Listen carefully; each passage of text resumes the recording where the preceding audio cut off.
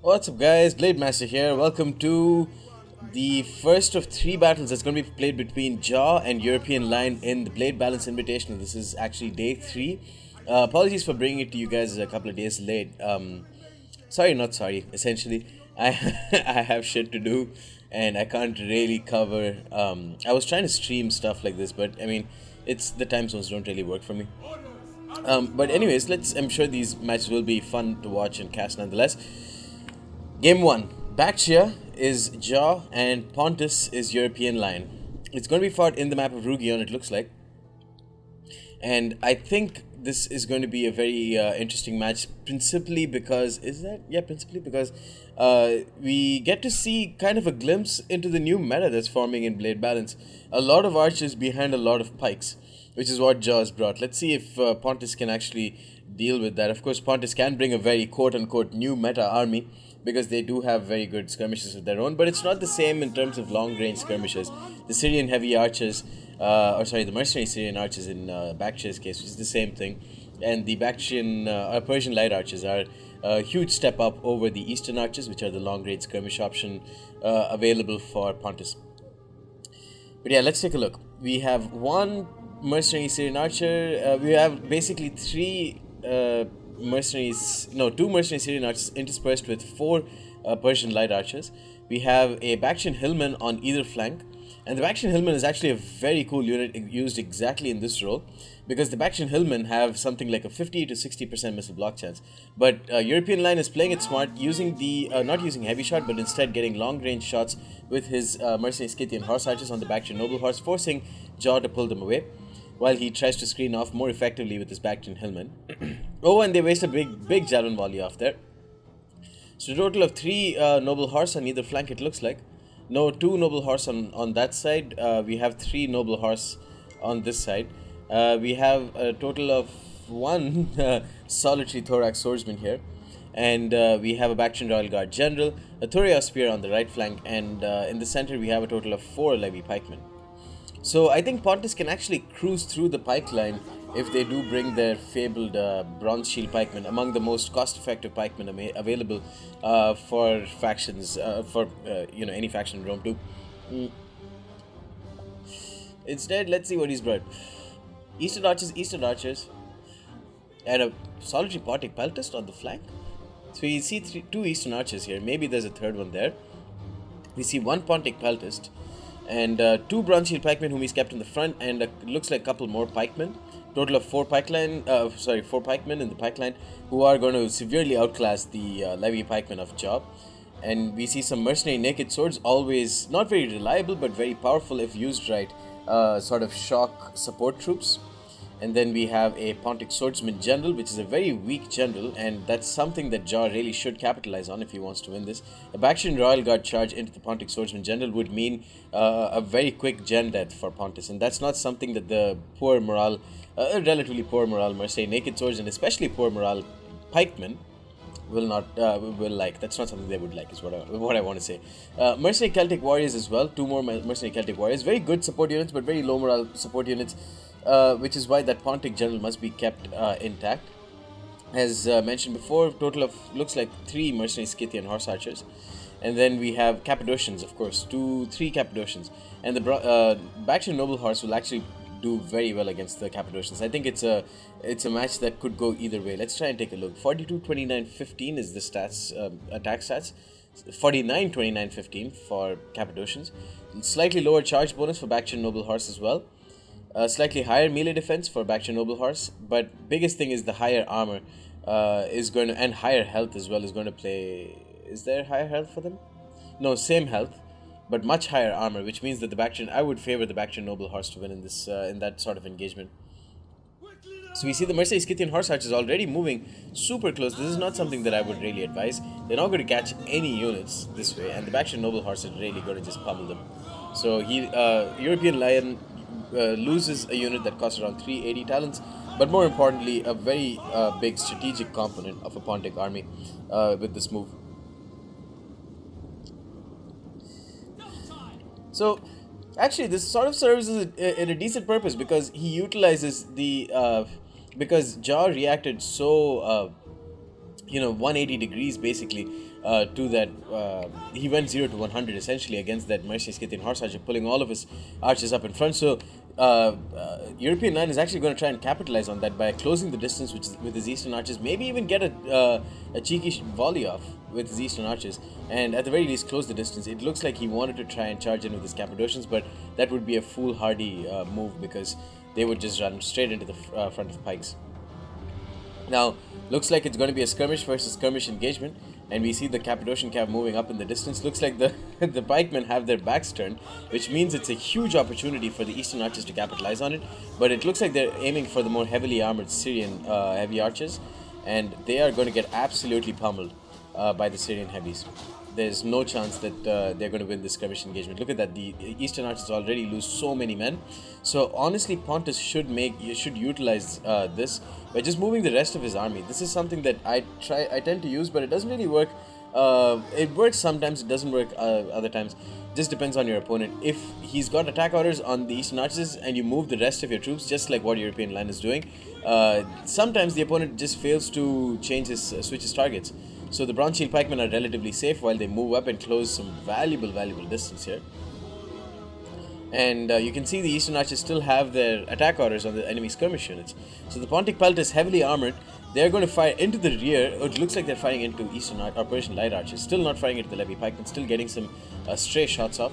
The Bactrian Noble Horse looks like they're actually going to charge into pikemen without their pike phalanx on. So that's actually a good charge in. But they're going to lose a lot of men. Once the pike phalanx is turned on, these Bactrian Noble Horse are going to lose a lot of men. The Pontic Pelt has got a crucial volley off there. And here, this Bactrian Noble Horse also used very, crazy aggressive. And so they're going to lose a lot of men to this Pontic Peltist. I mean, this is mercenary Celtic warrior here. And then the Cappadocian Cav, very slow to react. But they've, you don't really want to lose the skirmish fight, the cav fight. Here we can see a side chariot here that's actually going to cleave through this Bactrian Noble Horse because it is so low in number. But, ooh, ouch. That Bactrian Hillman javelin volley was so crucial. They almost got a single XP chevron from that, killed off one side chariot. It looks like there's just absolute mayhem here, and the Pontic Swordsman General is getting crushed by so many archers on them. The pikemen here, not in pike phalanx, losing a lot of men to the Thorax Swordsman, and then the Bactrian Noble Horse. I'm not really sure who got the charge off first, but it looks like the support at the very least is much quicker for Pontus.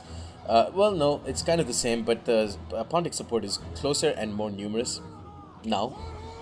The general recently died. God damn, that is such a huge move at the start of the game, and you can be damn sure that there's still a lot of ammo left on these archers.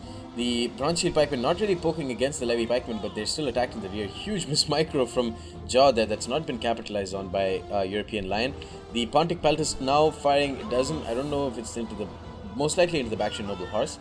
The side chariots still remain, and that's still a huge threat, but I mean, I don't really know whom they're going to charge up against. He needs to kill off the pikes. But there are still some huge gaps that remain. The side chariots could utilize something like this and then charge in. European Lion should use his Celtic warriors and kill off shitty units like the Thorea Spears that can otherwise be a huge thorn in the side chariots' side. The mercenary naked swords now wavering, but the Cappadocian Cav will obviously kill off the Bactrian Noble Horse. That Thorax Swordsman will be of crucial help now because they're coming in at just the right time. And if the Cappadocian Cav don't pull away, this Thorax Swordsman will get a lot of kills. About to get a double XP chevron. They already had a single XP chevron, I think, at the start of the game. Now, this Bactrian Noble Horse also crashed, which is not good for Jaw at all. And the Scythian horse archers here proving to be quite a nuisance, at least holding down some of these Persian light archers, but the Bactrian Royal Guard is obviously going to kill them off quickly. But again, it means that the pikemen and the Bronze Shield pikemen are going to be able to close the distance. The Levy pikemen still somehow managing to stay alive, but they are getting looks like they're getting a few kills on the pikemen while they are trying to reform. Now, this Levy pikeman has just gotten ganged up on. This sucks. The Bronze Shield pikemen really should be killing off these Levy pikemen. Unfortunately, even in the Blade Balance mod, there's nothing I can really do to fix pikes like this. These sort of weird engagements will happen, and this is a sort of decisive engagement. If this Bronze Shield pikeman crushed this Levy pikeman quicker, it could have gotten into this line much quicker. The Cappadocian Cav still going to be able to charge in and kill off a lot of the mercenary Syrian archers. And looks like more Thorea Spears and archers firing in from the distance. It looks like they're really just aiming for the side chariot. The side chariot is going to charge through its own Cappadocian cav, and once it gets into the enemy skirmish line and the enemy general, God, that's going to be devastating. These Persian mercenary Syrian archers proving to be just trying to charge in and just trying to get, just trying to protect that general. Essentially, the side chariot is now losing some more men, but it looks like they probably did a decent bit of damage. Have they routed already? Yep, they've shattered. And no, they didn't really get much. Unfortunate. And that's what happens when you have such a huge amount of skirmish troops left. But you have to say the Cappadocian cav weren't really used all that effectively. And I don't know. I mean, with the enemy pipeline turned, with the backs turned, the entire game. I mean, it was just a huge opportunity. I mean, I can see like in the midst of the battle why you would not be able to think. I mean, why you wouldn't really be concentrating on that. You would expect your opponent to at least turn his pikes to the right side. But if he caught that, God, Jaw would have lost this game a lot earlier. Let's see if he does win, if he can win this game. It looks like, things are in his favor for now. But the Cappadocian cav here going to be able to kill off a lot of the Persian light archers. And that again now, there's a strength and a weakness, of course, to having a large pike line. A large skirmish line. The skirmish line is just going to absolutely crumble apart if you don't take care of the enemy cav. And by, rushing in with his Baktria noble horse far too quickly, Jaw essentially ensured that his skirmish line was going to get charged at by enemy cav late game. So that's exactly what the Cappadocian cav is going to do now, and they have some beautiful juicy targets to poke and kill off. But it looks like the Persian light archers actually got a few kills in melee against this Cappadocian cav, which is why he should pull through and maybe hit hit the general. Mercenary Celtic warriors will do decently against the enemy general, but they need to get multiple charges off, need to pull away, get some more micros required in order to utilize them effectively. Here, Baktria noble horse going to charge into the rear of bronze shield pikemen. The bronze shield pikemen were doing well against the thorax swordsman, but that Baktria noble horse is just going to destroy them. So it does look like Jaw is going to be able to win, is going to be able to take home game 1. So that's a pretty decent victory for Jaw. I mean, he played, apart from the huge miss micro from his pike line, from the start of the game through the end of the game, he played pretty well. I mean, I don't know, I wouldn't really agree with the rather reckless use of his Baktria noble horse. You can see some of them didn't really get many kills, but you have to say it got the job done. The side chariots didn't really do well.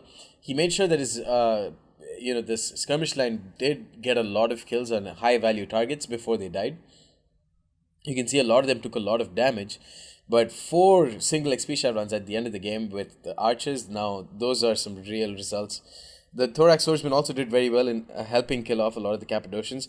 When EuropeanLion had only 3 melee cav, I can see he had 1 very micro-intensive unit in the side chariots, but he really should have used his Cappadocian cav much better, because if you're only going to bring 3 cavalry, you better make sure that you utilize all 3 of them very well. And to his credit, some of them got single XP chevrons, but yeah, that's the risk. If you bring only 3, you better make sure all 3 of them work, and one of them didn't work, and that's a huge amount of money down the drain, and a huge tactical disadvantage that you're placing on yourself if one cav doesn't do a stellar job. The Scythian horse archers, again, another unit that wasn't really utilized all that effectively. I think EuropeanLion overestimated their capabilities in melee. Mercenary Assyrian archers are very sturdy units. And the Persian light archers, honestly, I thought more of them would die. But if you're going to use a mercenary Scythian horse archer to charge into the enemy skirmish line, you'd want to do it maybe most likely late game. And even then, you'd want to pull through like crazy and attack as many of the skirmishes as possible, which is not what happened here.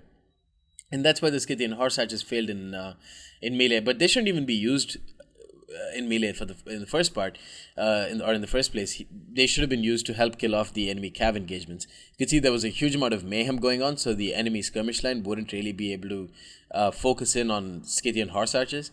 So the Scythian horse archers could have played a very good role in supporting the cav engagements, which unfortunately they didn't do here. Okay, so that's the end of the first game between Jaw and EuropeanLion. Hope you guys enjoyed it, and stay tuned for more. Peace.